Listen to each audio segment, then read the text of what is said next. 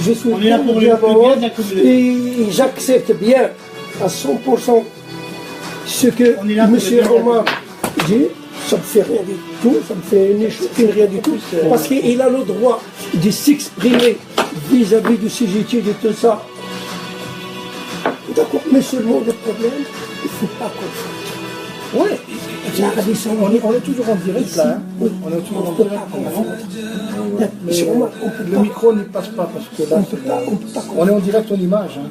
Non, mais en fait, par exemple, c'est ça le truc. Le problème, il faut facturer ça, il faut le facturer,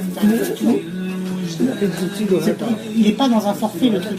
Le formalité de visa, il n'a pas à être dans un forfait parce qu'il ne représente pas une part significative. Il n'a pas à être dans le forfait. Le forfait comprend il faut qu'il représente une part significative. Mon flyer, vous l'avez? Je l'ai vu, il est là, il est là-bas. Oui, je l'ai vu. Et dedans, il y a écrit, en plus, ce qui est bien, vous mettez catégorie A. En France, vous ne mettez pas de catégorie. Vous savez ça? C'est ça les prix. Que je veux dire, l'État, les vous confondez ça. Par exemple, vous mettez catégorie A. Non, moi, par exemple, on va maintenant. Vous avez les matelas transformables en fauteuil, vous avez les couvertures, vous avez tout propre, tout nouveau, sur place. Alors, vous avez le petit déjeuner, vous avez le dîner, vous avez le souper, le transport garanti pour les déplacements en terminal et aller-retour. Non. Par contre, un autre bus qui va les conduire, lui, il va les mettre dans les catégories B, il les jette là-bas, ils s'en font pas mal. Et il y a C, D, E, F, G, H, vous savez ça? Il y a des catégories. Oui. Ça, c'est le système français, c'est pour les positifs. Vous voyez, catégorie A, B, C, D, E, F, G, H, vous voyez? Tout en haut là. A, B, C. Je vois A1. 1975. Monsieur Karachini, les tentes, monsieur Rachidi, c'est combien par tente les gens? 30 Non, les tentes, normalement, tu peux mettre 200, 400, 500, comme vous voulez. Là, il y a écrit 30. Non, c'est pas vrai ça. Comment ça va là-bas? C'est écrit 30 là. 30 par tente. C'est écrit, le ministère du Hajj. Non, regardez. Ministère du Hajj. On va finir après. Moi, tout ce qui est ministère du Hajj, je reconnais une chose, avec le signe ministère sur le papier. Et sinon, et moi aussi je peux écrire tout ce que je veux, le ministère du Hajj, vous avez déjà été? Le ministère du Hajj, il me donne par exemple, moi j'ai 50 personnes, il me donne une tente de 50 personnes. Et si les 50 personnes ici, moi je dois diviser pour femmes, par exemple, hommes. Mais non, qu'est-ce qu'il te donne?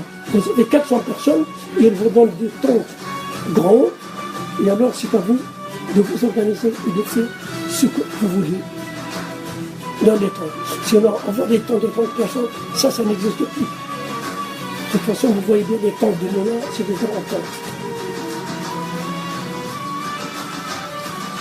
Et si vous avez 30 personnes, on vous met avec d'autres groupes. On peut prendre des témoignages. Hein. Je termine sur ça. Ouais, parce qu'on sort du timing. Oui, je me dépêche. Ça fait 1 heure et demie. Je termine ça, c'est important, c'est important. Ouais.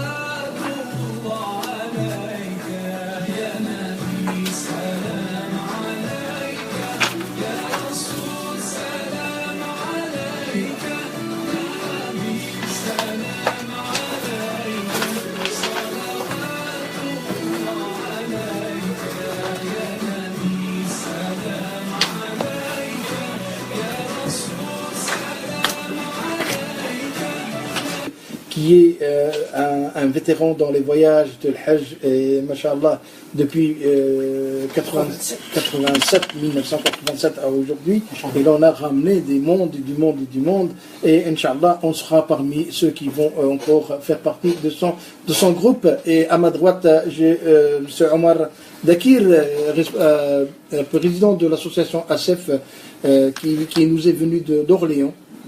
Exactement.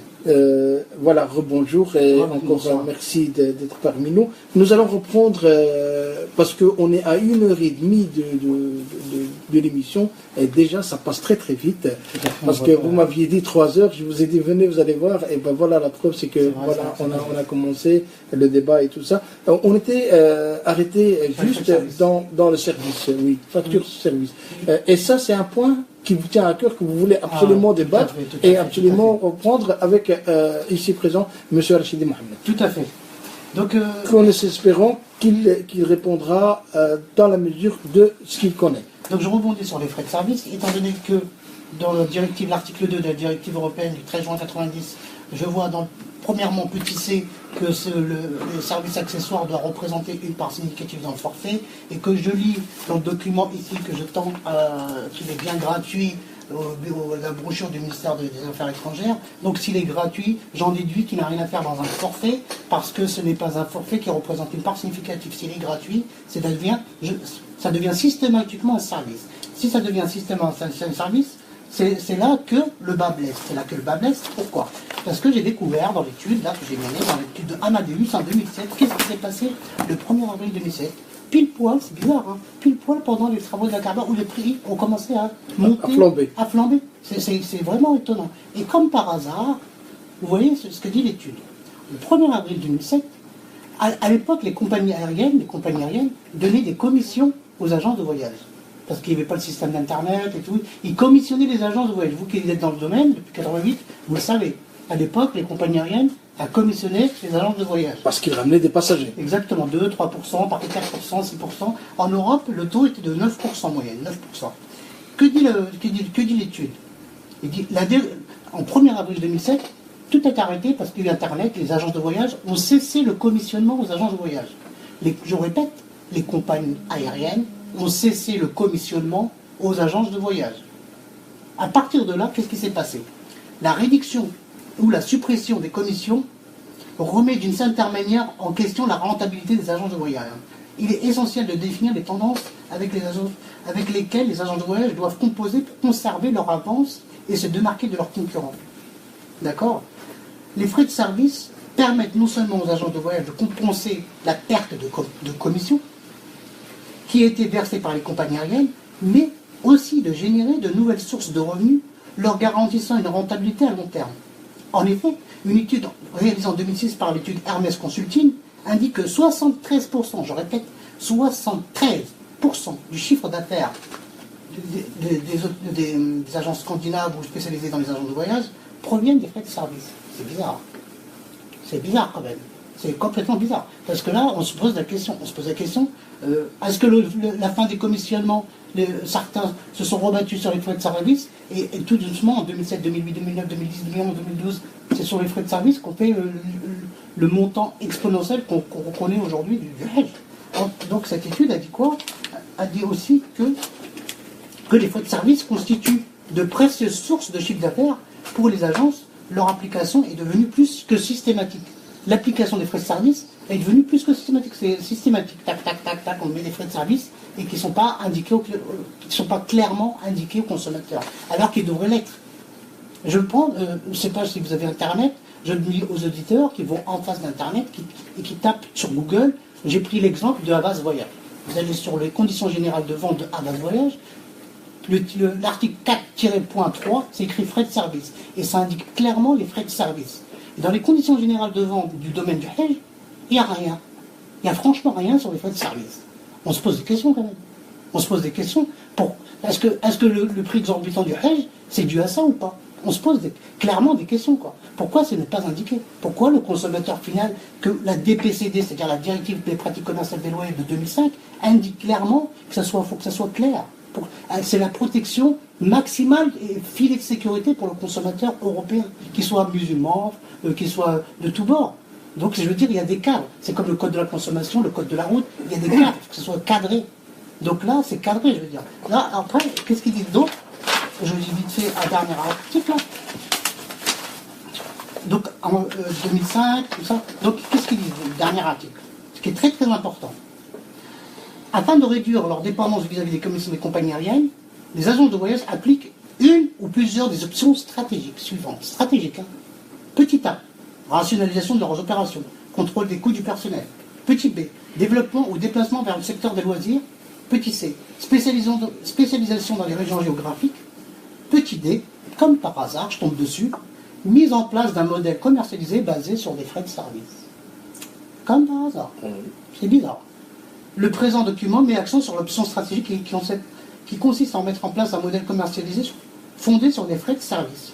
Application de frais à chaque transaction. Application de frais à chaque transaction. Et à chaque transaction, ce qui veut dire à chaque passager. Exactement. C'est une transaction. On se pose des questions. Pourquoi, en fait, est-ce que la fin des commissions aériennes sur les agences de voyage, comme dit le document que j'ai là devant moi, il dit bien que beaucoup d'agences de voyage ont refait leur business plan, leur modèle économique ou leur modèle de chiffre d'affaires basé sur des frais de service. Donc on se pose la question suivante, est-ce que c'est ça ou pas? Donc à ces questions, on veut des réponses maintenant. Est-ce que c'est ça ou pas qui fait exploser le prix exorbitant du Hajj? Si c'est ça, il faut qu'on se retourne vers une autorité compétente. L'association ASEF l'a déjà fait, l'a écrit à la Commission européenne pour se poser des questions. On a une traçabilité comme quoi on a écrit à la Commission européenne, et là on a des éléments de preuve qu'on va éventuellement donner à notre avocat. À un moment donné, il faut qu'on se pose des questions pour la communauté. Est-ce que c'est ça ou pas? Pourquoi en France, on est à 5 500, 6 000 euros à la Azizia? Là, il y a des adhérents qui vont bientôt parler, ils vont vous expliquer ce qui se passe.